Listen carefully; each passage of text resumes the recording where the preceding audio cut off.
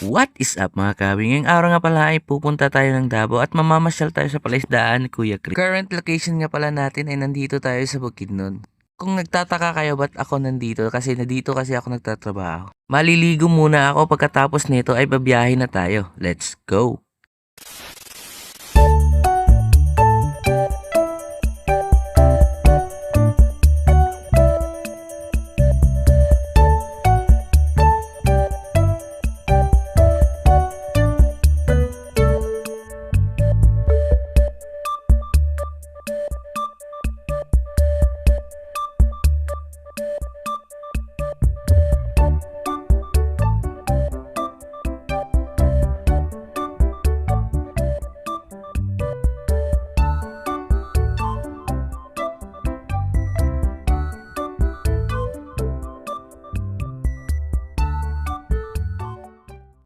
Two hours later. At nakarating na nga pala tayo dito sa munting palaisdaan ni Kuya Chris. Located nga pala tong munting palaisdaan ni na Kuya Chris sa Purok 7, Santo Niño, Carmen, Davao del Norte. Grabe, kahit ilang ulit na ako pabalik-balik dito sa munting palaisdaan ni Kuya Chris, inaamis pa rin ako sa sobrang ganda. Sobrang lawak kasi ng munting palaisdaan ni Kuya Chris at saka sobrang dami ng mga mollies. Kanina pala pagdating namin dito, ang daming peacekeepers na namimili ng mga balon mollies dito. Napaisip ako baka maubusan tayo ng mga balon mollies at sobrang daming nabili nilang mga balon dito. Kasama ko nga pala si Bossing dito at ang pamilya niya. Sobrang na-miss yung pamilya ni Bossing at saka si Bossing kasi first time niyang makakita ng sobrang lawak na palaisdaan.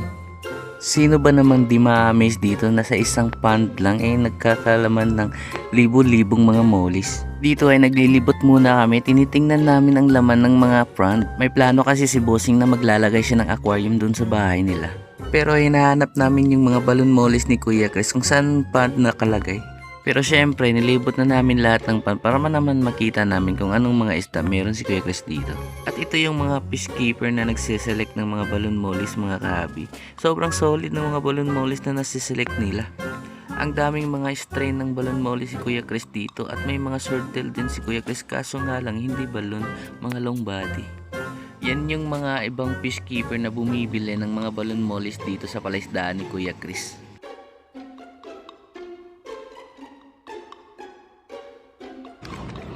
Janitor fish, albino, baldi. 2 hours later. Dito nga isasabak na kami ni Bossing para manghuli ng mga balon mollies. Itong balon mollies na to, ang tawag namin noon ay Yamabuki balon molly lartel. Pero ngayon, iba na yung pangalan ng balon mollies na to. Paki-comment daw kung anong strain to mga kahabi.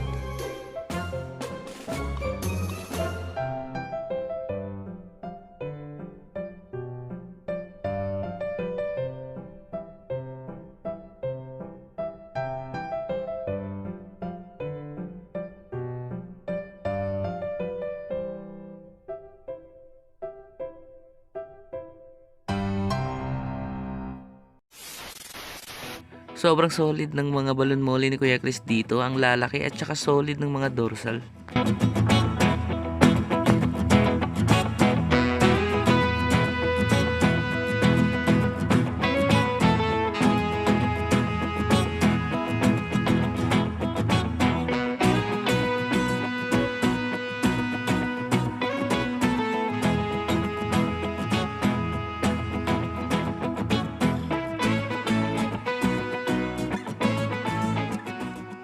Sa pond naman na to ay ibang strain na naman ng molly ang nakalagay. Noon kasi ang tawag sa strain na to is caramel balon molly. Ngayon daw ay golden zebra.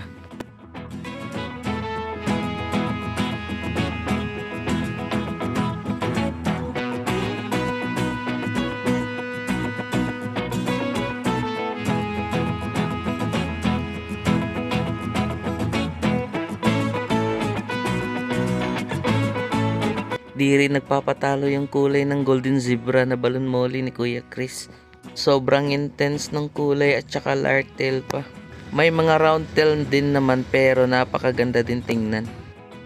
Itong balon molly na to, dito talaga ako mas nagandahan sa isda na to.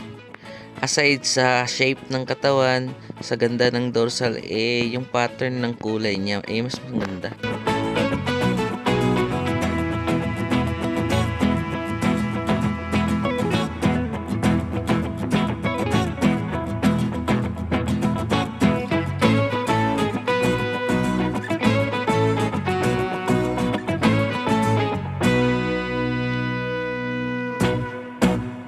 Dito nga ay hinuhuli na natin yung mga chocolate molly na mga magaganda ang katawan para ipakita sa inyo mga kahabi.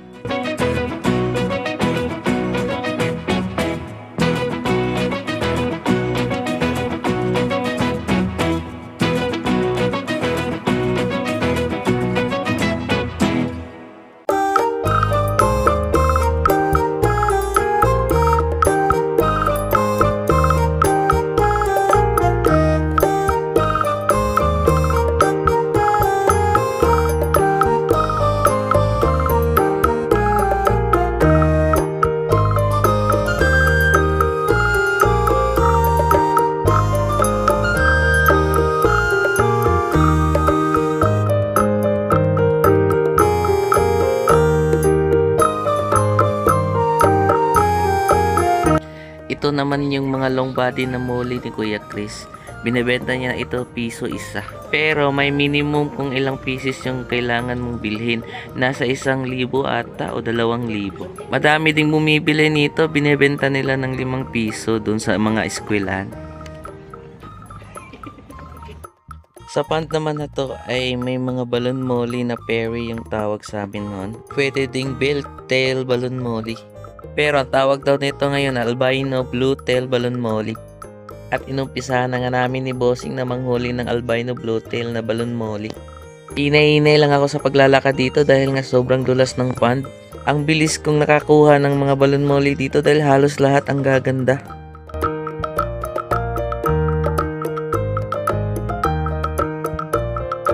At ito na yung mga nakuha nating mga albino blue tail na balon molly. Sobrang solid pagdating sa katawan, tapos yung dorsal napakahaba at ang gaganda ng pagka-lartail.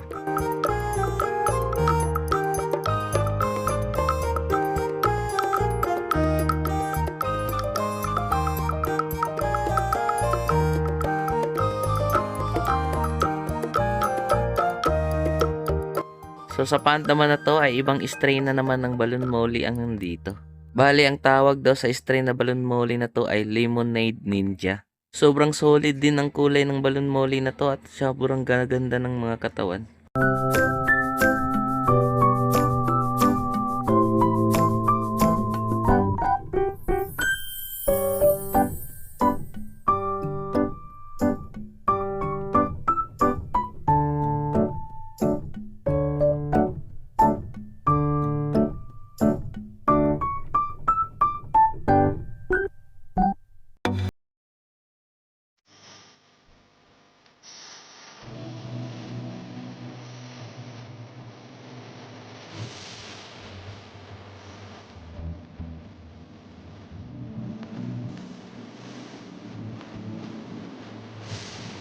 Dito nga ay nag-uusap kami ni Bossing. Nagtatanong si Bossing kung anong magandang strain ng balon molly.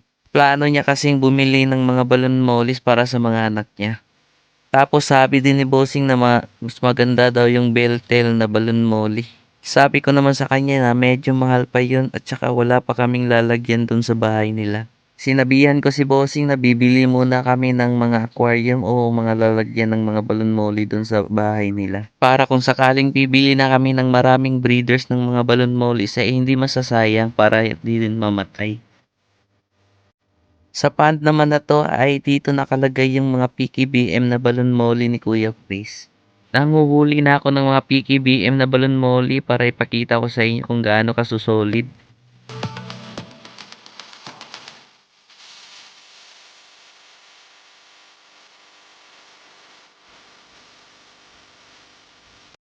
Sobrang natagalan kami ni Bossing dito sa paghuhuli ng PKBM na balon molly dahil ang bibilis nilang lumangoy.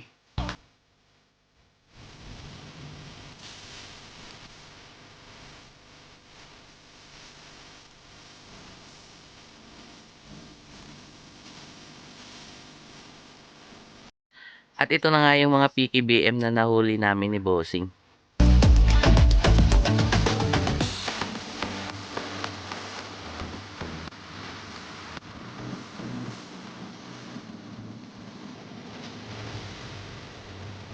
Sa part na to mga kahabi ay nagseselect na kami ni Bossing kung ano yung mga strain ng balon molly na bibilhin namin.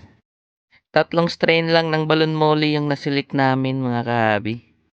PKBM, tapos Sakura, at yung isa hindi ko alam kung anong strain.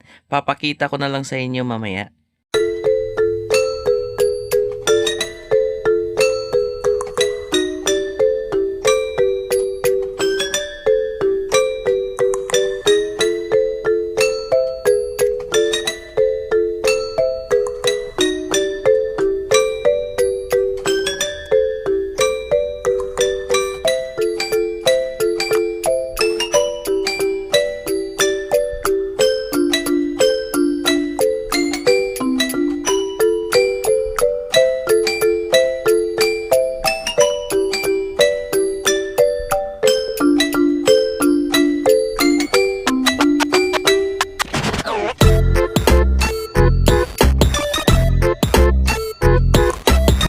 Sabi ni Bossing, sarap daw bilhin lahat yung balon molly dito dahil nga sobrang ganda. Pero kaya din naman naming bilhin, kaso nga lang masasayang kasi nga wala pa kaming paglalagyan dun sa bahay nila.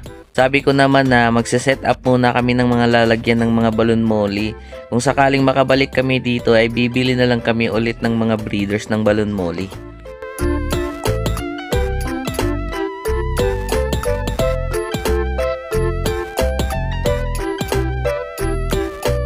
Pagkatapos nga naming pumili ng mga strain ng balon molly ay babayaran na namin para makauwi na kami doon sa Bukidnon.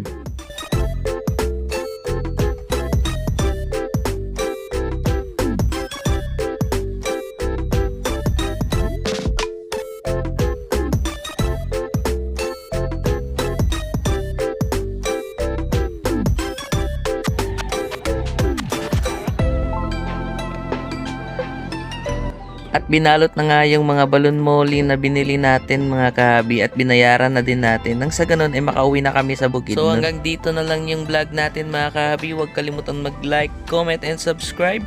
So see you in the next video.